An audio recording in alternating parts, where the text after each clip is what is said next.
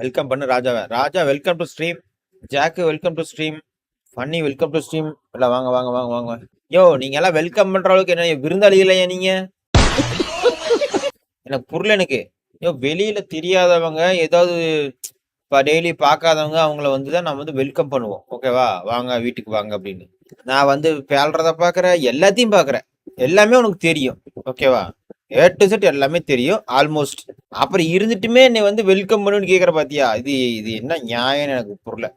நீயா தட்டத்தை எடுத்து நீயா சோத்த போட்டு நீயா திங்கிற, நீயா கழுவி வச்சுட்டு போற, எனக்கு புரியல எனக்கு.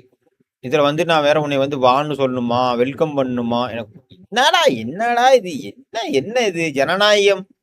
என்ன தமிழ்நாட்டுல ஜனநாயக முறைப்படிதான் எல்லாம் நடக்குதா இல்லையா எனக்கு புரியல. தெரியாதவங்க தான் வாங்க வெல்கம் அப்படிலாம் சொல்லுவாங்க. நான் கேள்விப்பட்டிருக்கிறேன். எனக்கு வந்து ஔவையார் தான் சொல்லி கொடுத்துக்கிறாரு. என்ன சொல்லி கொடுத்துக்கிறாரு? இன்பம் தரலாம் வெல்கம் அதனினும் ஓம்பப்படும் அப்படின்னு வந்து சொல்லிக்கிறாங்க ஔவையார்.